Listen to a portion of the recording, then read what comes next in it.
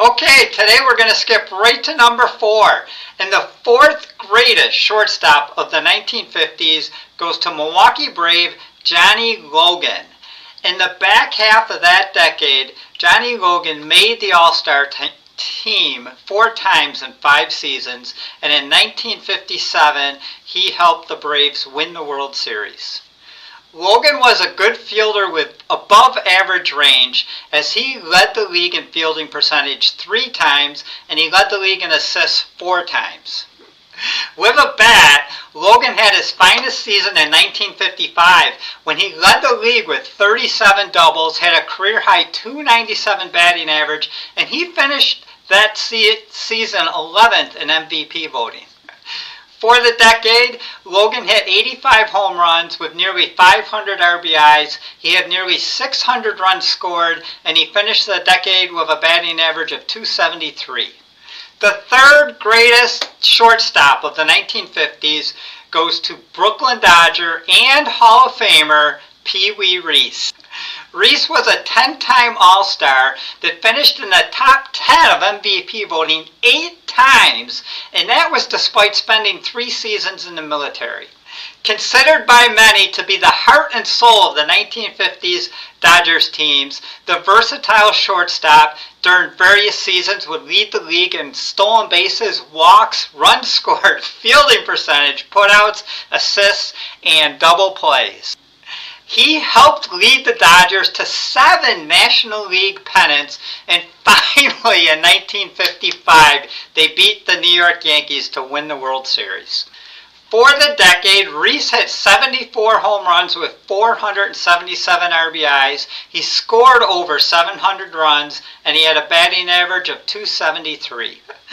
Unlike my third baseman's video that I put out last week, I actually found some honorable mentions to hand out, and the first one's going to go to my favorite baseball announcer of all time, Phil Rizzuto. Rizzuto, with the New York Yankees, won the 1950 American League MVP.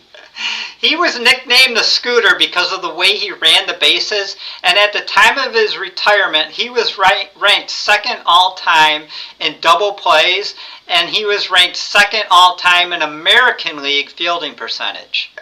If I had just a little bit more time, I would tell you about the play that Casey Stengel referred to as the greatest play he ever saw. The second honorable mention is going to go to Detroit Tiger Harvey Kuenn. Kuenn led the league in fielding percentage twice. He led the league in putouts 4 times. He was a 7-time All-Star. He hit over 300 7 times. He led the league in hits 4 times, doubles 3 times, and he was a 1959 American League batting champ.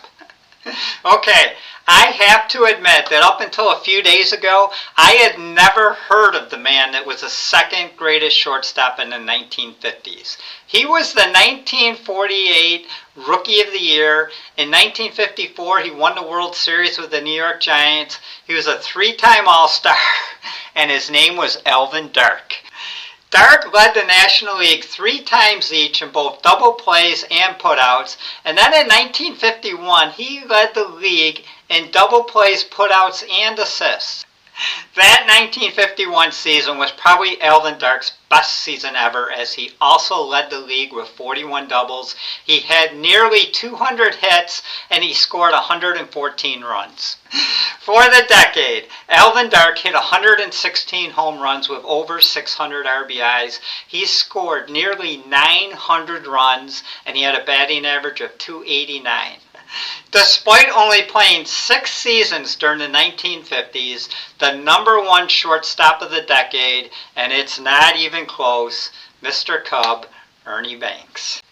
In 1954, with 19 home runs and 79 RBIs, Ernie Banks was the National League Rookie of the Year runner-up.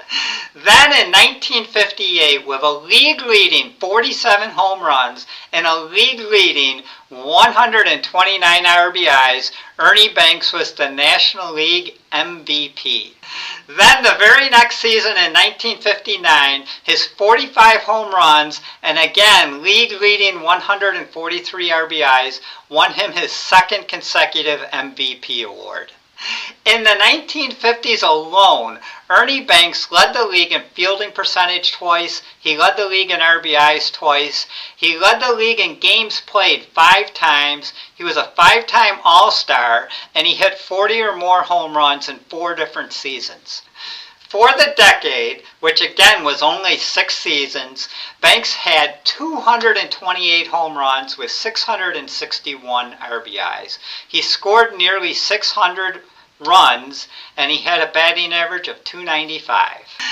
Thank you so much for watching, everybody. I have to admit I'm a little bit relieved to get through these infielders of the 1950s. I'm really looking forward to my next video. I hope you'll be watching it. It's going to be outfielders of the 1950s. I'm not sure how many I'm going to do, probably like a top 15 or so. And then I'm going to switch gears completely and move all the way up to the 1980s and go through all the positions for that decade.